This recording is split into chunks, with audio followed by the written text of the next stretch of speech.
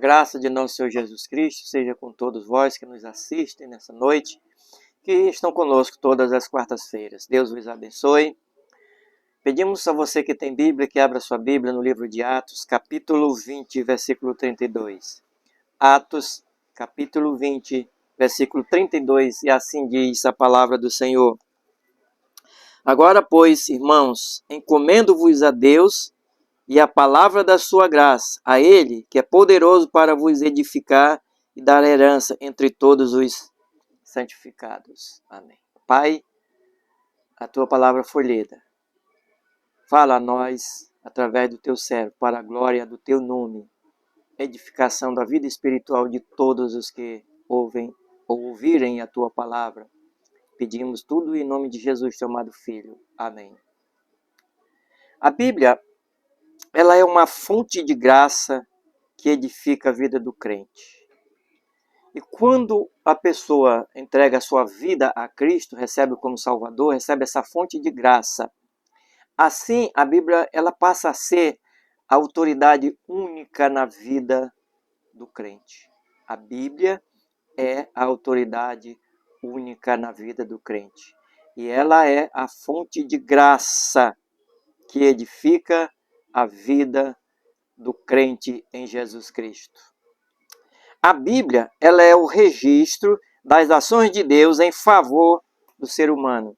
A Bíblia é o registro, as anotações de Deus, das suas ações que Ele faz em favor do ser humano. Você quer saber o que Deus faz em favor do ser humano? É só você pegar a Bíblia, a palavra de Deus.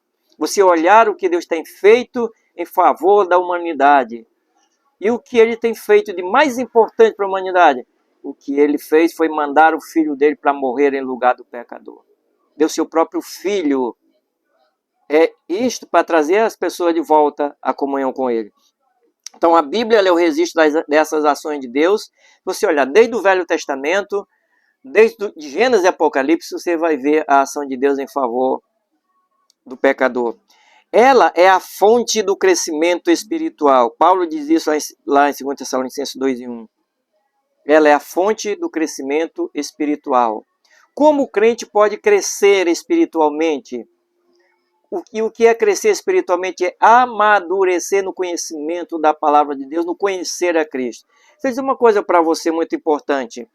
Enquanto mais a pessoa estuda a Bíblia, mais ela conhece a Cristo. E enquanto mais ela conhece a Cristo, ela sabe que menos dele também ela conhece e precisa conhecê-lo muito mais ainda. E se torna uma pessoa mais humilde. Ela nunca pensa que é uma pessoa muito sábia e que sabe tudo e que é melhor do que os outros. Porque isso é a transformação na vida dela. É conhecer a palavra de Deus. Então, isso é crescimento espiritual.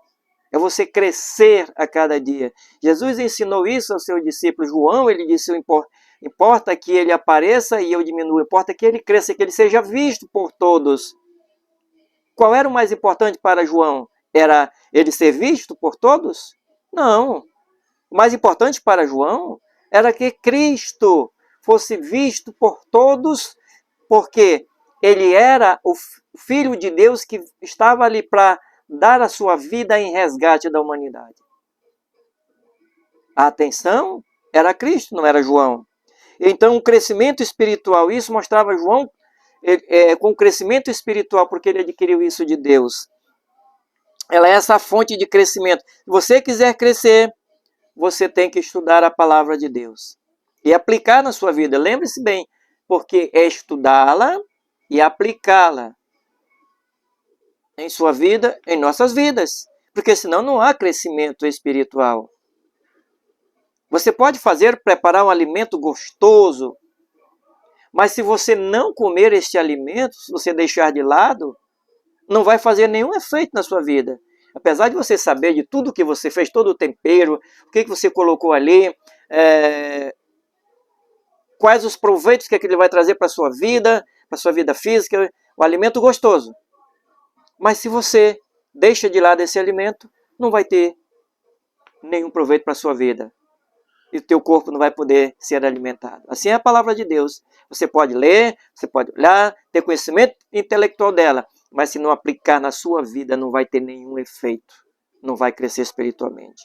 Então, assim, ela é também para o crente. A Bíblia nos mostra que ela é para o crente. Ela fortalece o crente na tristeza. O crente passa por tristeza, nós temos tristeza. A vida do crente não é uma vida de tristeza, ele passa por tristezas. E quando ele passa por tristezas, a Bíblia, ela vai confortá-lo. Davi, ele faz o seu pedido a Deus, ele mostra a sua condição de tristeza, o que o pecado ele pode causar na vida de uma pessoa. Essa vida aqui, ela nos causa muitas tristezas. O pecado causa tristeza. E Davi, ele contou a Deus como estava a sua vida, o que estava causando a tristeza. E ele pede a Deus, ele vai ao encontro de Deus. Ele pede que Deus, em sua infinita graça, lhe permita suportar com tranquilidade as aflições.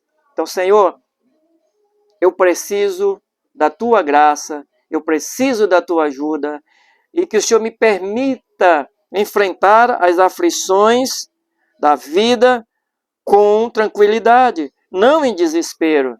Ele não pediu que Deus tirasse as aflições. Jesus disse a Paulo, ele disse, Paulo, a minha graça te basta. A graça de Deus era importante para Paulo enfrentar todas as aflições, estar calmo e tranquilo. Então, nas nossas aflições, nós temos a palavra de Deus conosco, que ela vai nos trazer esse consolo, esse conforto. Assim, devemos fazer, sabendo que a Bíblia, a palavra de Deus, ela nos conforta em nossas tristezas. O que tem te causado tristezas? Né? E eu estava essa semana meditando, pensando sobre as tristezas que nós passamos aqui, e eu olhando, e disse, Jesus passou por tristezas também, mas ele nos dá o consolo. E eu estava conversando com ele, pedindo ajuda dele, e o Senhor nos trouxe grande alegria. A Bíblia, ela sustenta o crente. Salmo 119, 116 nos diz que a Bíblia sustenta o crente. Ela traz essa sustentação. Davi, ele ora para que Deus mantenha a sua graça para sustentá-lo. Ele dependia da graça de Deus, nós dependemos da graça. E graça é favor de Deus, é um presente. Ela não é obrigada a você receber. Ele te dá essa graça. É o favor dele, que você não merece, nós não merecemos. E a graça de Deus sustentava Davi. E sustenta nós também hoje, como sustentava Paulo. O Davi, ele sentia-se sem condições de realizar as suas obrigações por meio da sua própria força. Davi sentia-se em condições de realizar todas as obrigações dele pela própria força dele. Então nós não temos condição nenhuma de fazer o trabalho de Deus, de fazer os nossos deveres pelas nossas próprias forças, porque a vida espiritual não é conduzida pela força humana, é conduzida pelo poder de Deus na vida do crente. Assim nós podemos fazer o trabalho de Deus. Devemos pedir a graça de Deus sobre nossas vidas, para que Ele mantenha-nos a cada dia firmes para fazer aquilo que nós temos que fazer, as nossas obrigações que Deus nos deixou, para que nós pudéssemos então realizá-las aqui nesse mundo, sob a sua graça. Ninguém pode viver sem a graça de Deus. Paulo, ele vivia sempre isso, pedindo a graça de Deus, e Davi pede a graça de Deus. Deus abençoe você, e a graça de Deus te alcance. Se você ainda não é um crente em Jesus, então lembre-se disso, o Senhor, pela sua graça, te concede salvação. Para você, meu irmão, que já é um crente em Jesus Cristo, dependa totalmente da graça de Deus, e tu vais ver o que o Senhor tem para fazer na tua vida. Vamos orar. Pai, pedimos em favor das pessoas que ouviram a tua palavra e daquelas que ainda hão de ouvir, que a tua palavra venha fortalecê-los, encorajá-los em todos os momentos da vida, e que a tua graça seja sobre a vida de cada um. Que a tua graça alcance aqueles que ainda não tiveram um encontro real contigo, para que vivam sob a tua graça, que é cheia de misericórdia. Nós pedimos tudo isto em nome de Jesus, teu amado Filho. Amém.